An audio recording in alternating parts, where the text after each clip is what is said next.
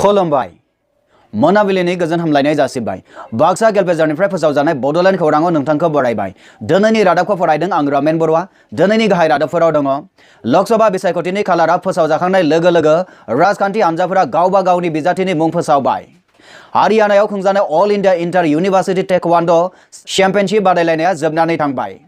दमदमा महिना गामिनि गामि बोराय नरेन कलितानि रुंसारि दैज्लां बोथोरनि अनगायैबो मेसें बोथोरावबो माइ आबाद रुपहि राजबिलाव तामुलपुराव एबिएमसुनि खौरां मेल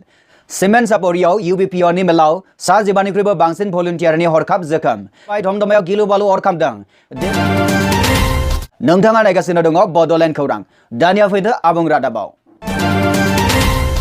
लोकसभा बिसायख'थिनि खालारा फोसावजाखांनाय लोगो लोगो राजखान्थि हानजाफोरा गावबा गावनि बिजाथिनि मुं फोसावबाय मैया थांनाय 12 मार्च खालाराव बाक्सा जिल्लानि बरमा कालजार गामिनि जुलि फोथाराव बीपीएफ दोलोनि मावसुमा मेल खुंनाय जायो खुंजानाय मेलखौ सामलायो बीटीसीनि मावफुं गाहाय हाग्रामा महिलारि बिथाङा ओंथि गोनां बे मेलाव आसामनि समाज सिबिथाय मन्त्रि मुस्रिमा प्रमिला रानी ब्रह्मखौ 5 नं क'क्राझार बियाबनिफ्राय बिजाथि महरै फसंनायखौ फोसावो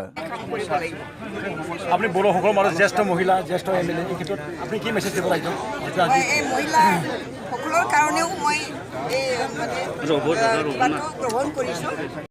मैयानि बे मेलावनो आगोल बीपीएफ दोलोखौ नागारलांनाय बनमाली बर' आरो रनजित खेरखातारि बिथांमोना बीपीएफ दोलोआव फिन हाबफैफिनो बर्मानिफ्राय खौरांगिरि दिलीप बर'नि रिपर्ट बड'लेण्ड खौरां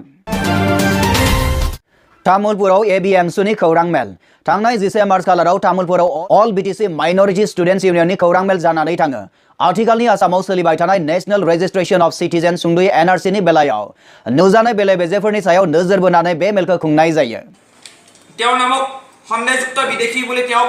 সন্দেহ কৰি ফৰেনাৰ্ছ ট্ৰিবিউনেল এটা বিদেশী ন্যায়াধিকৰণ তামুলপুৰৰ পৰা এখন তেওঁক নটিছ প্ৰেৰণ কৰা হৈছিল আৰু তেওঁক ফৰেনাৰ্ছ ট্ৰিবিউনেল বিদেশী ন্যায়াধিকৰণ তামুলপুৰত তেওঁক উপস্থিত হৈ তেওঁক নিজৰ নাগৰিকত্ব প্ৰমাণ কৰিবলৈ এখন জাননী প্ৰেৰণ কৰা হৈছিল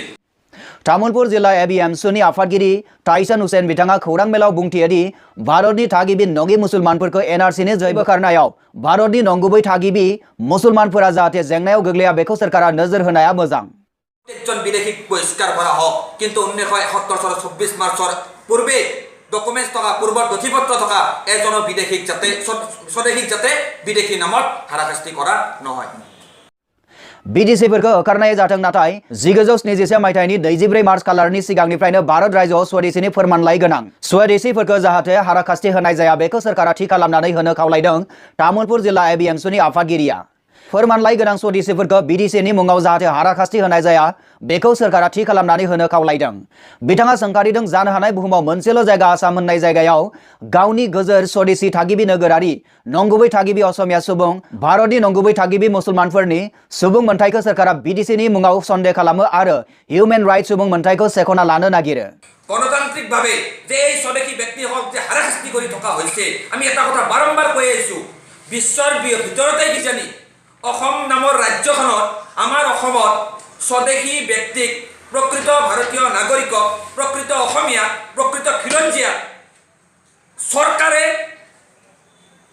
বিদেশীৰ নামত সন্দেহযুক্ত কৰে আৰু তেওঁলোকৰ মানৱ অধিকাৰ কাঢ়ি ল'বলৈ চেষ্টা কৰে बाक्सानि एनआरसी मावख'सालिया स्वदेशीफोरखौ बीटीसी खालामनो नागिरनायनि कारखानासो जादों होनना बुंनो गोनां बायदियाव गोग्लैदों होनना सोंखारिदों बिथां हुसेना अल माइनरिटी डेभेलपमेन्ट बर्डनि चेयारमेन एनआरसीनि मुङाव आथिखालाव जायफोर माइनरिटी सुबुंफोरनि गसर सोलिबाय दङ बेफोर सुबुंफोरखौ जेबो सर्त होआलाबासिनो नोगोरारिथाय होनो हागोन नामा होनना अल माइनरिटी डेभेलपमेन्ट बर्डनि चेयारमेन मुमिनुल आवाल बिथांखौ सोंथि सोंदों बे रादाबखौ जोंनिसिम दैथायहरदों बाक्सा तामुलपुरनिफ्राय मनेश्वर बर' बिथाङा नोंथाङा नायगासिनो दङ बड'लेण्ड खौरां धमधमा महिना गामिनि गामि बोराय नरेन कलितानि रुंसारि धमधमा महिना ओनसोलाव दुखुनि देंखो नलबारि जिल्लानि धमधमानि साखाथियाव थानाय महिना गामिनि गामि बोराय गावबुरा नरेन कलिताया थांनाय 12 मार्च खालाराव जोबथा हां बोयो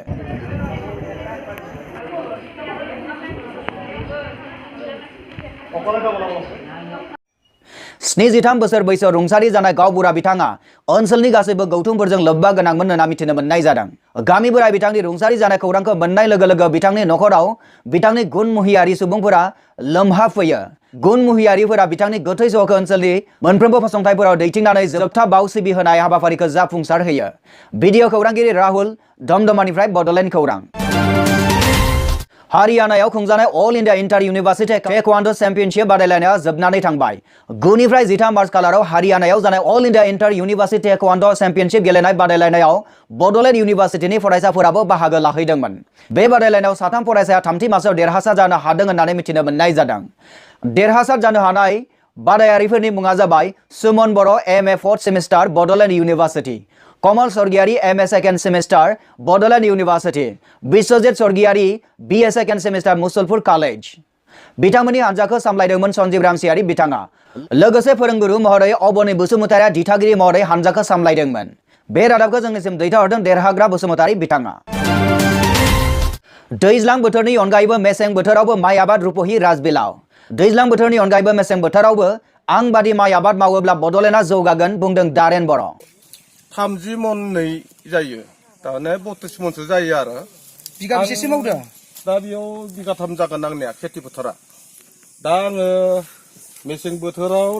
नै दा बर' माइखौ गायबाय एरि माइ होनो। बाक्सा जिल्ला रुपहि आलामनि राजबिल गामिनि मैखोम आबादारि दारेन बर' बिथाङा जोंनि खौरांगिरिफोरनि सोंथियाव फोरमायोदि आंबादि दैज्लां बोथोरनि अनगायैबो मेसें बोथोरावबो माइ आबाद मावनानै बिगासे हायाव 30 मन माइ मोननो हायो होननानै फोरमायथियो। बेबायदि मोननाया नखर जौगानायाव मदद खालामदों होननानै बिथाङा बुंथिबावो। बेनिखायनो बिथाङा खावलायदि बड'लेण्ड खौरांनि गेजेरजों बिथाङा खावलायोदि गासै बड'लेण्ड रायजोनि मानसिफोरखौ आं बायदि हाफोरखौ ओरैनो दोनालासे बायदि बायदि रोखोमनि आबाद मावोब्ला नखरा जौगागोन होननानै बिथाङा बुंथिबावो। मोनथिनो मोननाय बादिब्ला बिथाङा माइ आबादखौ बिगियानारि आदबजों मावो होननानै जोंनि खौरांगिरिफोरनिसिम फोरमायथिदों। रुपहिनिफ्राय खौरांगिरि मनिल दैमारिनि रिपर्ट बड'लेण्ड खौरां। जोंनिसिम मोनसे ब्रेकिं निउज सफैदों। ब्रेकिं निउजआ जाबाय धमधमायाव गिलु बालु अर खामदों। दिनै 13 मार्च खालाराव धमधमानि गरभितर होननाय गामिनि मफिल आली होननाय मानसिनि न'आव बे अर खामनाय जाथाया जानो मोनदों होनना मिथिनो मोननाय जादों। अर खामनायाव जाथायाव जिगाबनि माइहुङा खामनानै सेवहांगार जालांदों। जायगानि सुबुंफोरनि नाजानायाव गिलु बालु अरखौ खोमोरनो नाजानाय जादों।